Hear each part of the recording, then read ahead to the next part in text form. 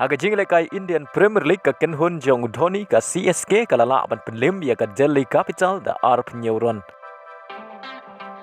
Haga ni jingle kai Mitchell Marsh player jong ka Delhi Capital layo ban khor lai wicket.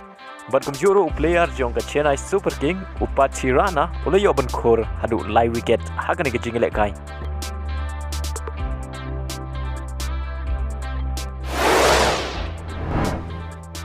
Haga jingle kai Champion League Fast Leg Semi Final haprengki arteli ki Kenhun Baratba jong kari Itali ka Kenhun jong Giroud ka AC Milan Persia ya ka Kenhun jong Martinez ka Inter Milan.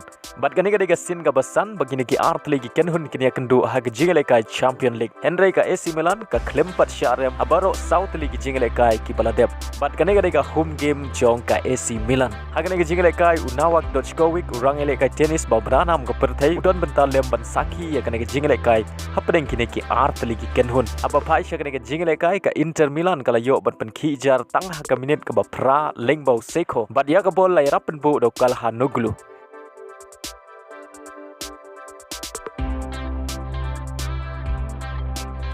batang hadin lai minute kata ka minute ka ba khatway sa isin ka Inter Milan kala yo biang matap ya ka gol ka ba ar lengbau Mkhitaryan bat ya ka bol lai rapen bu do Di Marco.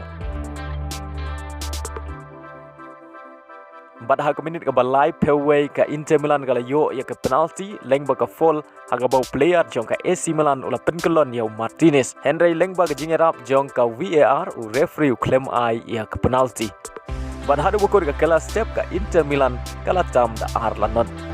Bat ha ka kala mit baro ar teli ki Kenhun ki claim la shu bat pen khijar. Bat dei lengba gini ki ar goal ba ka Inter Milan kala yo ban chap ha ka kala step kata tang hapo ka khatway minute la pelong ya ka Inter Milan bakan la ban penlim ya ka AC Milan syabar na layeng da ar lanot ha ka fast leg jong ka semi final.